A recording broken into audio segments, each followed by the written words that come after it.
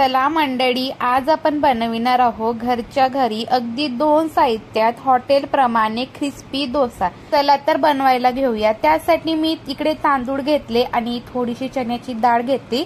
ती मी पहिलेच पाकडून स्वच्छ वगैरे करून घेतले होते तांदूळ आणि चण्याची डाळ। त्यानंतर एक वाटं घेतलं, त्यामध्ये डाळ आणि तांदूळ टाकले, दोन्ही मिक्स करून टाकले आणि मग त्यामध्ये 3 ते 4 ग्लास पाणी टाकलं। चांगलं हाताने फिरवत स्वच्छ असं चोडून घेतला तांदूळ आणि डाळ। खराब झालेलं पाणी टाकून दिलं। त्यानंतर त्यामध्ये परत एकदा स्वच्छ पाणी टाकलं आणि आता हे आपण 8 तास झाकून ठेवायचं आहे, जेणेकरून तांदूळ आणि डाळ चांगल्या प्रकारे भिजतील।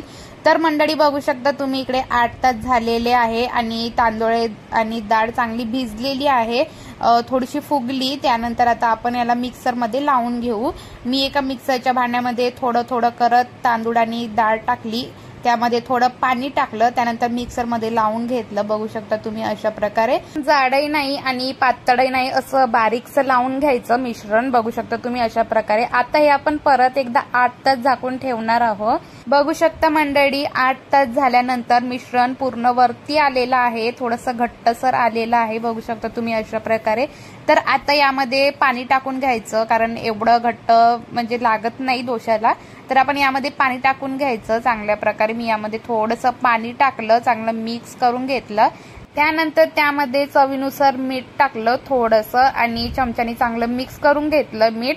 आणि मग त्यामध्ये थोडासा सोडा टाकला, सोडा पण चांगला मिक्स करून घेतला। परत एकदा सर्व जे बॅटर आहे ते पूर्ण मी मिक्स करून घेतलं, चांगल्या प्रकारे चमच्याने फिरवून घेतलं आणि मग गॅसवरती डोश्याचा तवा ठेवला। त्यामध्ये मी पाणी टाकलं, मी तेल टाकलेलं नाहीये कारण की माझा तवा नॉनस्टिक आहे। तर तुम्हाला जर टाकायचं असेल तेल तर तुम्ही टाकू शकता। त्यानंतर मी कापडाने जे पाणी आहे ते पूर्ण पुसून घेतलं, तवा पूर्ण कोरडा करून टाकला। बघू शकता तुम्ही अशा प्रकारे।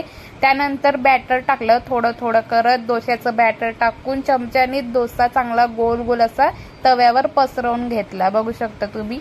तर डोसा शिजला की तो आपोआप निघतो, त्याला पलटवायचं नाही। थोडंसं खालून लालसर दिसायला लागलं की तो काढून घ्यायचा। बघू शकता डोसा आपला बनवून तयार झालेला आहे आणि आता आपण त्याला रोल करून घेऊ आणि काढून घेऊ। परत एकदा मी तुम्हाला दुसरा पण डोसा टाकून दाखवते। मी परत त्यामध्ये तव्यावर पाणी टाकलं, तवा चांगला पुसून घेतला, तवा कोरडा करून घेतला। त्यानंतर परत त्यामध्ये बॅटर टाकलं आणि गोल गोल असं जे डोसा आहे तो पसरवून घेतला।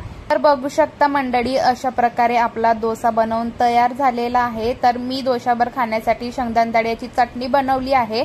तर तुम्हाला ही जर रेसिपी बघायची असेल तर मी चॅनलवर अपलोड केलेली आहे, त्याची लिंक मी डिस्क्रिप्शन बॉक्समध्ये देत आहे।